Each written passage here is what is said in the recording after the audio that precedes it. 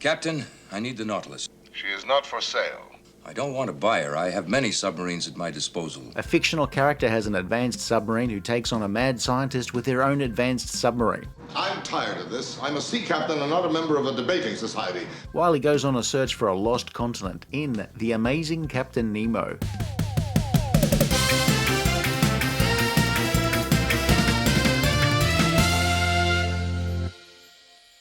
The Captain Nemo? There's only one, sir. And naturally, you arrived aboard the Nautilus.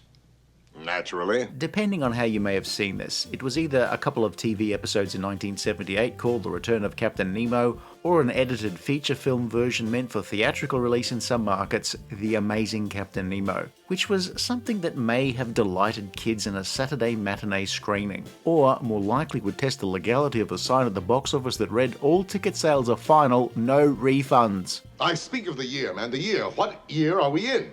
1978. In March of 1978, CBS broadcast 3 one-hour episodes as a trial run for a weekly series. Named The Return of Captain Nemo, it was about, look, I'll give you 2 guesses. Well, Captain Nemo? And then, yes, it was edited down into a shorter movie version that seems to be about the easiest way to watch any of this.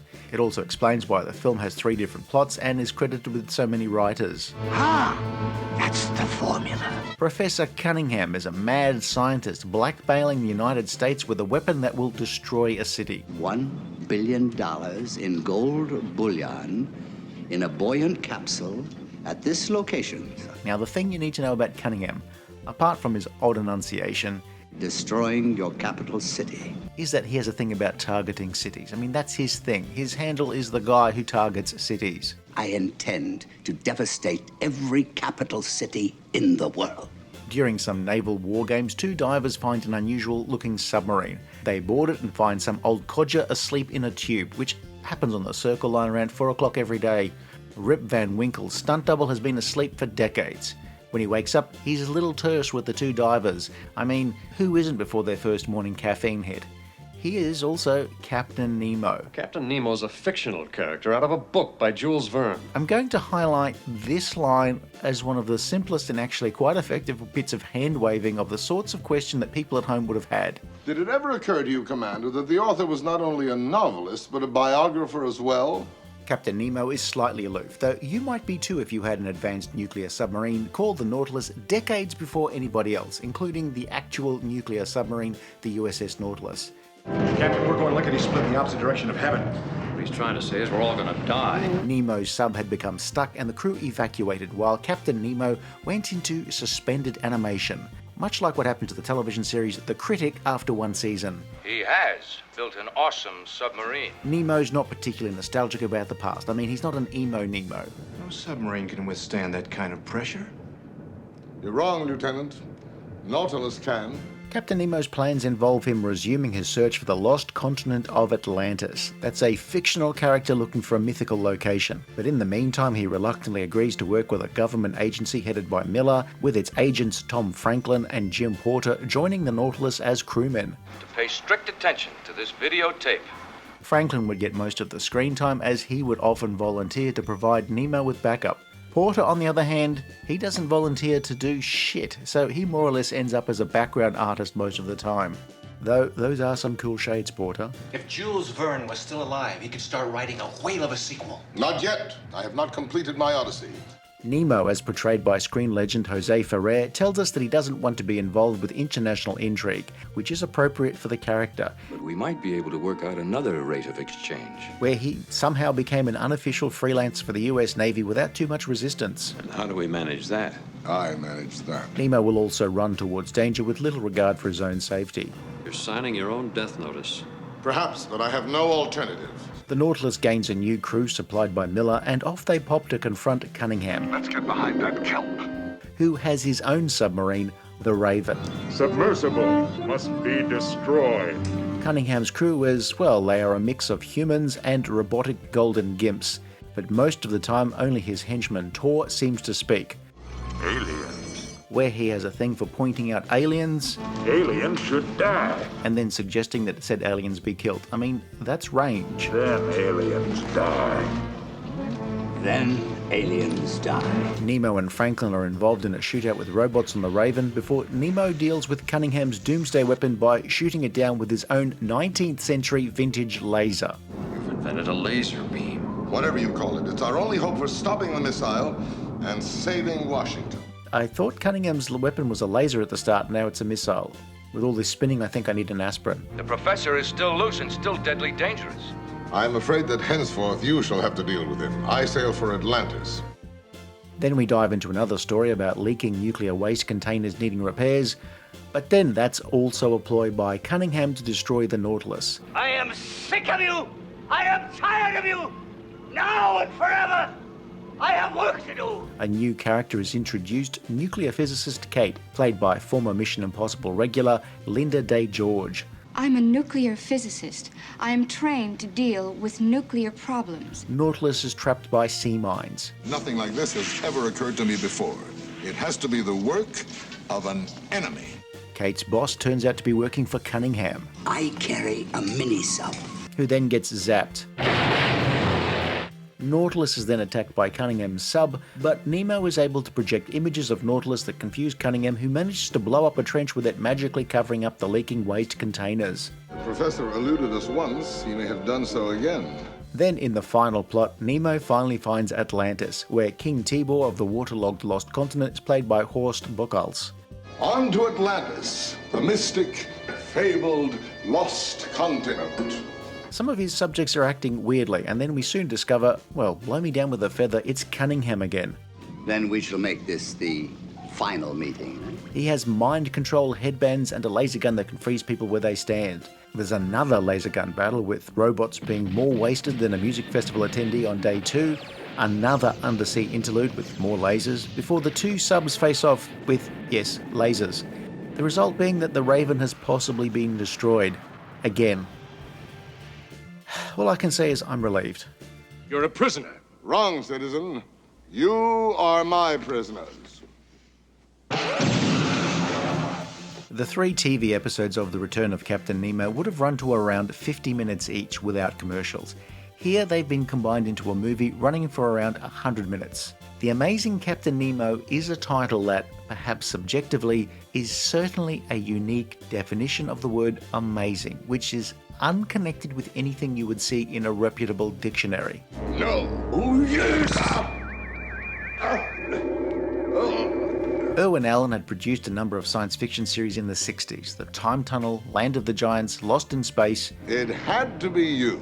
Allen had a thing for underwater spectacle. He'd already made a documentary, The Sea Around Us, in the 50s, and then a successful film and television version of Voyage to the Bottom of the Sea, then again in the 70s with City Beneath the Sea, The Poseidon Adventure, and then in 1978, 3 episodes of The Return of Captain Nemo. Ratings were not good, and the idea of a weekly series vanished faster than Uncle Reg when the bailiffs knock on the front door. That you would sacrifice millions of lives for a paltry $1 billion in gold. In the 70s, he became more well known for producing and sometimes directing disaster movies like The Towering Inferno, but he still put together television series, though only a few made it to air.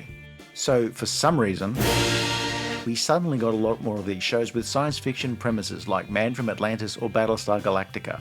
And here we have a show that is also mainly set on a ship, in this case any number of submarines, mini-subs, bathyspheres, bathyscapes, submersibles, and even a city under the sea. We had all this 100 years ago. Longer. 100 years ago was when he went into hibernation. Captain Nemo was a character created by Jules Verne in his 19th century novel 20,000 Leagues Under the Sea, and also appeared in a second novel, Mysterious Island, where more of Nemo's background was explained. The character had appeared in many unrelated film and television adaptations of either book, usually played by different actors. Though Jose Ferrer's look in this had me waiting for him to give the order to fire up the wave motion engine. But you are, in your own words, in my debt. My agency repaired the Nautilus and supplied you with a crew. There's a mix of action here, underwater scenes, or people holding up prop lasers steady for a second, and an electrocution. I mean, the Nautilus does seem like a bit of a death trap. Aliens are dead. Special effects and miniatures are a mixed bag. The underwater submarines look okay, though they never really look like anything other than small models. The Nautilus is okay, while Raven looks suspiciously like they glued together a few Eagle models from Space 1999. The effect of Atlantis was probably the most impressive, at least until a toy submarine wobbles past. It is real! The actual sets were quite decent, but let's be honest, this is made up almost exclusively of sets for the Raven and sets for the Nautilus and not much else. But it's all perfectly adequate. Nautilus has a restrained, vintage vibe without leaning heavily into steampunk style. This Nautilus, despite its age, is still more advanced than any other sub in the Navy. But first, I must siphon Nemo's brain. There's not a lot of, plot development or character development. For something set mainly on a submarine that can go deeper than any other vessel, this is incredibly shallow. So shallow that ants would find drowning a challenge. There's a process we call the Z-ray. As something where almost a third of each episode has been excised, the movie version as reviewed here gives us no indication if that cut material was A, important to the plot, B, gave the characters a chance to develop, or C, was just more running around and lurching side to side. However, if I was a betting man, I would probably plumb for lurching. Always go with lurching. You are clever. The acting is mostly perfunctory outside of Ferrer and Meredith, with stiff performances made less engaging by a lot of bad dialogue in scripts that feel less like a first draft by an experienced TV writer than it feels like a transcript of two kids playing with action figures. I'm going to stop you. Describing the characters in this as cardboard would have cardboard suing for slander. Saying the acting is wooden ignores what happens to wood in water. It usually floats, while there's not much buoyancy on display from the cast. In short, it's not especially good. Take us to the bottom. Even for the time it was made.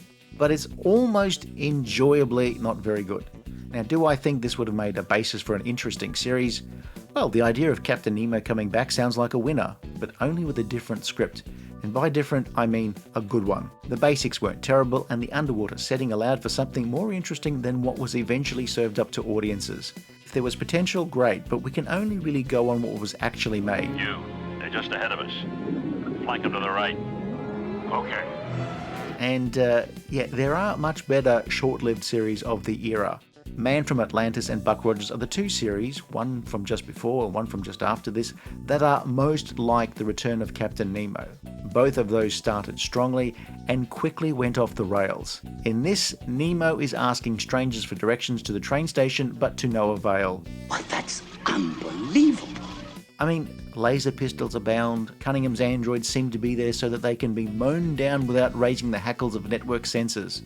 But here the execution is just severely lacking. It's a bit bland and silly. It can be fun to watch if you want to watch something unchallenging with a lot of pew pew pew and not much else. But you should take notes because there's a fair chance you won't remember anything about it once the credits roll. Wake up, Edna, it's finished. Mechanical creatures doing man's most sophisticated work. Bravo. Praise from you is flattery indeed. The highlights, such as they are watching Burgess Meredith play a mad scientist with odd ways of delivering his lines. I have a destiny to fulfill. I am a savior. He chews the scenery while trying not to swallow the terrible lines he's been given. Now, we must stroll through this orchard without bruising the fruit. Jose Ferrer seems to be trying in vain to inject some life into the proceedings, though his co-stars don't seem to be playing ball. As you know, Doctor, I do not die very easily. Basically, Ferrer's giving them a high five and they're leaving him hanging. I'm Captain Nemo of the Nautilus. The Captain Nemo? At your service, sir. As for alternate casting choices, we thankfully never got Derek Nemo as Captain Nemo, which would be a Nemo. But alas, we never got Leonard Nimoy's version of Captain Nemo, which would be Nimoy Nemo. All stop. Aye, aye, sir. All stop. Without being able to see the material cut for time to make this movie version, it's hard to see whether the extra runtime brought any improvement. But what we have is a movie to watch on a lazy Sunday afternoon, when there's absolutely nothing better to watch, not even cricket. Amazing. If I was stuck on a desert island and the only entertainment was somehow being able to watch this version of Captain Nemo, or knitting, Well, I'd be asking you what colour sweater you want. I've heard enough of this barnyard cackling. If you enjoyed this review, please like and subscribe, leave a comment below, or check out some of our other videos.